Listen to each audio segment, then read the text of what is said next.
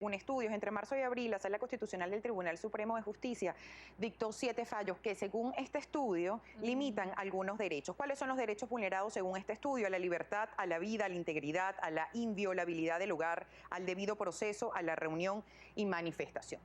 Imagínate. Bueno, el más señalado ha sido el desarrollo del derecho a la manifestación. Y fíjate que nuestro país ha sido víctima de una violencia que ha acabado con la vida de más de 40 personas.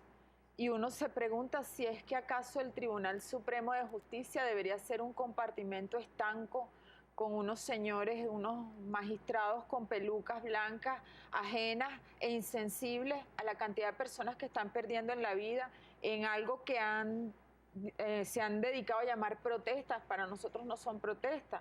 Una obstrucción de una vía es un delito, así está tipificado en nuestra ley. Una incineración de un autobús, de un hospital, de una escuela, es un delito. Y entonces no debería interpretarse o desarrollarse ese concepto en el marco de una violencia terrible. ¿Todas las protestas son violentas, defensora, en el país? Protesta no es violencia. Protesta es disidencia, crítica, fustigar a nosotros que somos funcionarios públicos y estamos expuestos a la interpelación popular. Y bienvenidas sean las críticas, pero cuando tú obstruyes una vía y empiezas a incinerar carros, bueno, hace 2 días en el distribuidor Santa Fe incineraron un carro, amaneció el lunes incineraron un carro de X persona que iba pasando por allí. Entonces, el tribunal lo que ha hecho es generar un mecanismo de contención. Fíjate, en París, en Francia, tú tienes que pedir permiso con 1 mes de antelación. Si la protesta supera un número de personas, con 3 meses de antelación.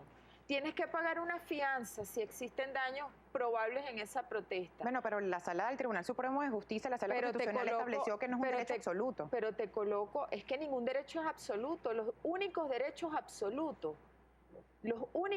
absolutos son la vida y la integridad física, que no admiten ponderación de ningún juez, porque la vida es sagrada y la integridad física. La libertad de expresión tiene como límites el derecho al honor y a la no propaganda de guerra. Y nuestra Constitución, además, establece en el artículo, y nuestra Constitución establece en el artículo 53 y 68 a los ciudadanos el derecho a reunirse y manifestar pacíficamente. Pero no es absoluto. Un juez puede ponderar esta protesta o este tipo de expresión de disidencia o de descontento pone en riesgo la vida. Las guarimbas no lo hicieron con las guayas de árbol a árbol. Eso no es más importante la vida que ese tipo de expresión de descontento. Nosotros tenemos muchísima participación del público, defensora, y Gabriel nos va a compartir todo lo que tiene que ver con la expresión de las personas en las redes sociales. Así es, Carolina, para la defensora del pueblo, Gabriela Ramírez, muchísima participación a través de nuestra cuenta en Twitter, @primerapágina.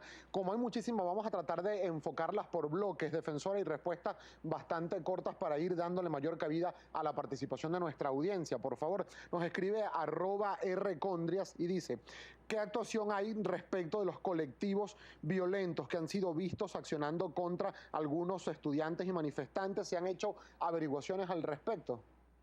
Bueno, los colectivos son agrupaciones de naturaleza social. Cada persona que cometa un delito será investigada de manera personalísima, pertenezca a un colectivo, pertenezca a una iglesia evangélica, pertenezca a una organización de Boy Scout. Una persona que comete un delito se le va a hacer un seguimiento a la justicia. Aquí ninguna persona se organiza alrededor de la violencia. Por el contrario, hemos recibido denuncias de colectivos en la Defensoría del Pueblo donde ellos sienten una campaña de discriminación que limita seriamente su organización social, cultural y los trabajos que hacen, por lo menos los colectivos animalistas, por colocar solamente un ejemplo. Defensora, también hay muchísima participación ciudadana, personas con la inquietud de incluso comentarios críticos preguntándose y que sienten en su percepción de que la Defensoría del Pueblo, al igual que otras instituciones del Estado venezolano, realmente no están defendiendo los intereses de la mayoría del pueblo nacional, sino más bien intereses del gobierno venezolano. ¿Tiene usted alguna respuesta al respecto? Yo he recibido en mi despacho a madres de jóvenes detenidos, hemos mediado, hemos elaborado informes médicos de los dichos, inclusive informes psicológicos, y hemos elevado casos a la consideración del Consejo de Derechos Humanos con resultados positivos. Nosotros en el marco de estas protestas, ¿a quién vamos a defender? A las personas que difieren, a las personas que están descontentas con el gobierno, y esas son las personas por las cuales nosotros estamos articulándonos ahora como Consejo de Derechos Humanos. Entonces, ¿cómo se puede decir que si el producto de nuestro esfuerzo es precisamente propender a medidas menos gravosas para esas personas, que nosotros estamos defendiendo el gobierno? Aquí hay una cara para defender y representar al pueblo y se llama Defensoría del Pueblo, y así lo hemos venido haciendo. Pregúntele a los familiares de Angeli, pregúntele a los familiares de Xavier, quienes han estado al lado en las aprehensiones, el defensor o la defensora del pueblo, que lo documenten las madres y los padres de esos muchachos que nosotros hemos estado allí detrás de esos casos. Defensora, nos escribe también @Osvaldo Herrera y pregunta que cómo se explica la libertad por medida humanitaria para el exalcalde de Valencia, Edgardo Parra. ¿Qué ha pasado, por ejemplo, con el caso del comisario Iván Simonovic? ¿Si ha habido alguna actuación de la Defensoría del Pueblo en este sentido? Reitero la independencia del Poder Judicial, tanto para el caso del comisario Simonovic como para el caso del alcalde Parra. Esas son decisiones donde el juez evalúa, pondera y decide en función de las condiciones de salud. Siempre es una gran responsabilidad, pero bueno, nosotros no podemos opinar, nosotros tenemos que acatar las decisiones que emanan de la justicia venezolana.